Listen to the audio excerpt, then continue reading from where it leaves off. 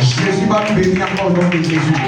Donc nous allons continuer dans le même thème jusqu'à dimanche sur les mauvaises odeurs. Et la semaine prochaine, on va rentrer dans les bonnes odeurs. On va bénir nos vies par l'odeur de Jésus. Alléluia. Donc on commence à chasser les mauvaises odeurs. Maintenant, après, appeler l'odeur de Jésus-Christ. Alléluia. Nous sommes en train de parler des mauvaises odeurs. Prenons notre texte de 2 Corinthiens 2, versets 15 à 16. Là, je ne vais pas durer, puis on va prier. J'ai voté beaucoup, non? Mais il voulait porter ça. Même si je ne porte pas mon âme, elle peut être contente. Il a porté bien. Je sais que ce n'est pas joli, mais ils vont parler. On va lire 2 Corinthiens 2, versets 15 à 16. Allons-y, lisons ensemble.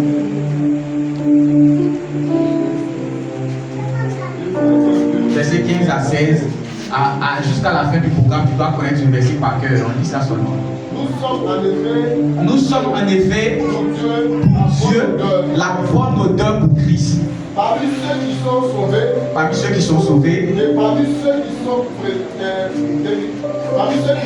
parmi ceux qui périssent.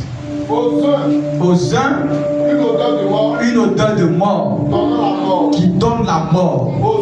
Aux autres, une odeur de vie donnant la vie. Et qui est insuffisant pour ces choses. Amen. Que Dieu bénisse sa parole. Alléluia. Donc, au travers de ce verset que nous sommes en train d'étudier depuis le mercredi, nous retenons qu'il y a 2 types d'odeurs dans le monde spirituel. Il dit qu'il y a certains qui ont l'odeur de la mort, et cette odeur de la mort ne reste pas seulement sur eux, mais ça produit la mort. Et il y a certains qui ont l'odeur de la vie, et cette odeur de la vie là ne reste pas sur eux, ça produit aussi la vie. Alléluia. Et je crois que l'odeur de la vie va s'installer en toi, et ça va produire la vie dans tous les domaines de ta vie au nom de Jésus, et l'odeur de la mort va disparaître au nom de Jésus. La Bible déclare que venez à moi, vous tous qui êtes fatigués, chargés, et je vous donnerai du repos. Et la Bible nous enseigne que Jésus-Christ, lorsqu'on l'accepte, il dit qu'il nous prendra de la poussière pour nous faire asseoir avec les grands. Et il dit même que nous sommes les ambassadeurs de sa gloire. Et il complète pour dire que nous serons la tête et jamais la queue. Mais en quelque sorte, dans nos marches de tous les jours, dans nos vies de tous les jours, ce que nous vivons, ce que nous avons, ce que nous manifestons, souvent n'est pas la même chose que ce que Jésus-Christ a dit. Est-ce que Jésus-Christ était un menteur? Non. Il dit seulement la vérité. Mais en réalité, il y a des choses spirituelles qu'on doit aussi régler pour pouvoir posséder ce que Dieu nous a promis. Donc Dieu nous a fait beaucoup de promesses.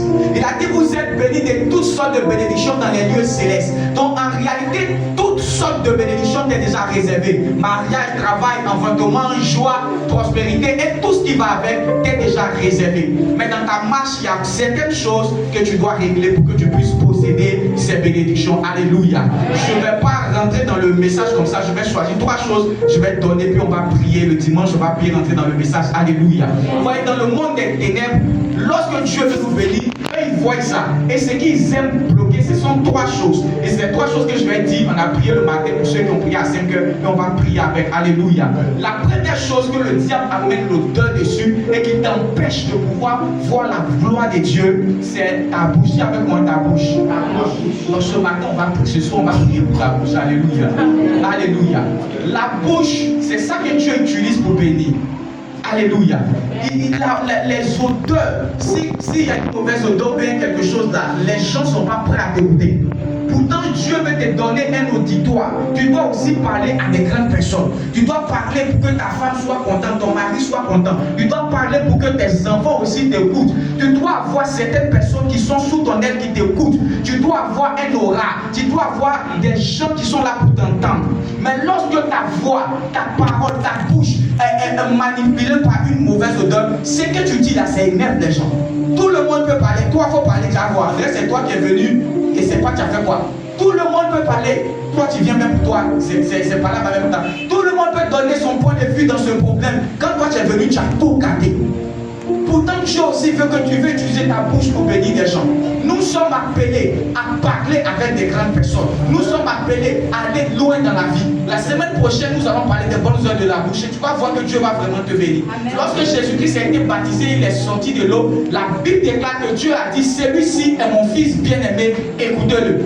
Donc c'est une grâce que Dieu a dit. Il a fait à Jésus. Il a dit, tout le monde doit l'écouter. Toi aussi, tout le monde doit t'écouter. Tu dois parler avec des boss, tu dois parler avec des riches, tu dois parler avec des personnalités élevées. Tu dois arriver dans des endroits où toi aussi ta bouche doit compter, ta parole doit compter. Et ce soir,